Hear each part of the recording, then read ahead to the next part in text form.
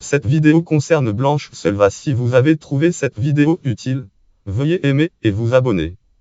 Marie-Blanche Selva née le date 29 janvier 1884 en musique classique à Brive-la-Gaillarde en Corrèze, département Corrèze, est morte le date 3 décembre 1942 en musique classique à Saint-Amand-Talande dans le Puy-de-Dôme. Est une pianiste, pédagogue et compositrice, les Amis de la musique française et com.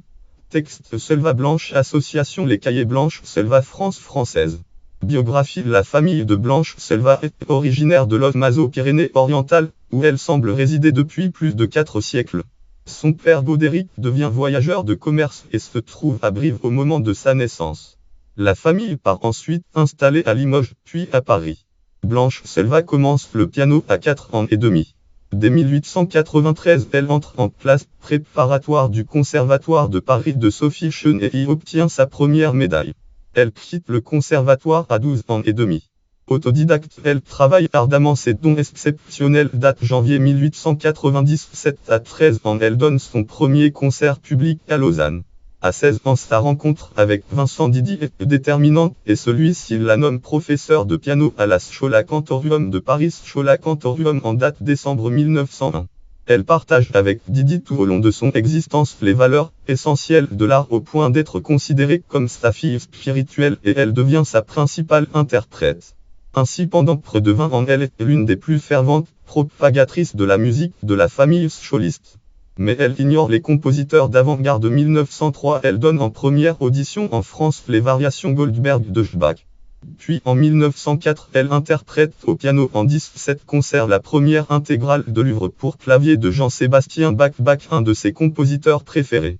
Les annotations et les conseils d'interprétation qu'elle note sur les partitions du maître de chapelle cantor de l'église Saint-Thomas de Leipzig font encore autorité. Isaac Albéniz lui demande la relecture des Iberia dont elle maîtrise les difficultés et les nouveautés pianistiques.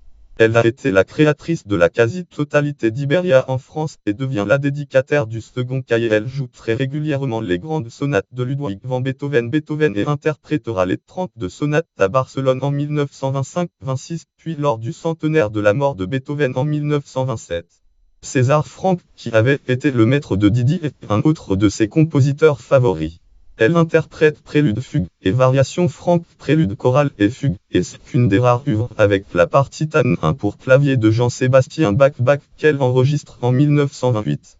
Elle joue avec la même fois Jean-Philippe Rameau, François Couperin, Robert Schumann, Frédéric Chopin en extasiant chaque fois l'auditoire. L'esprit des maîtres semble la pénétrer et animer ses doigts. Elle ouvre ses programmes à son mentor Vincent Didy mais également à ses amis compositeurs de la Schola Cantorium de Paris. Schola Cantorium. Ceux-ci lui dédient des œuvres et lui en confient la création, de même qu'Albert Roussel, Paul Dukas, Albéric Magnard, Jean-Roger Ducasse, Marcel Labironnet de Castera.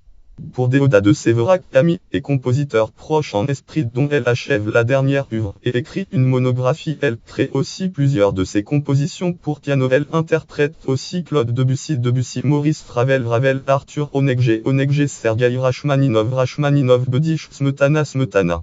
Elle compose très peu des mélodies, des pièces pour piano et un oratorio. Admirée des grands pianistes de son temps, elle est à son époque une des pianistes françaises les plus renommées. Ainsi elle sillonne la France et l'Europe pour donner des concerts et des récitals souvent accompagnés de conférences explicatives. De 1920 à 1924, elle se consacre à la promotion en France de la musique tchèque et fait connaître en Europe centrale la musique française. Elle partage son temps entre le poste de professeur au Conservatoire à rayonnement régional de Strasbourg, Conservatoire de Strasbourg, un autre à Prague, et à l'École normale de musique de Paris. Parallèlement, elle fonde sa propre école en formant des professeurs diplômés selon sa méthode.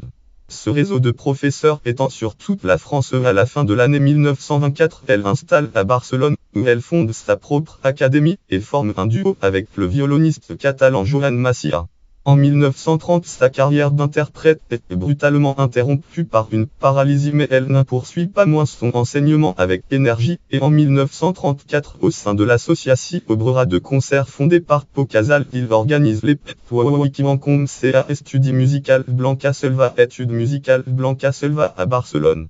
Elle quitte Barcelone en 1936 en raison de la guerre civile et installe après un court séjour à Moulins allié à Saint-Saturnin puis de Dôme Saint-Saturnin place de l'Ormeau puis transférée de sa maison très malade dans un hospice occupé par des religieuses de Cambrai situé à Saint-Amand-Talande dans le Puy-de-Dôme, où elle décède en décembre 1942 dans la solitude et indénuement certain. Elle repose au cimetière de Saint-Saturnin puis de Dôme Saint-Saturnin situé route des Élidas, où sur une épitaphe figurent notamment les mots suivants bonté, beauté, vérité.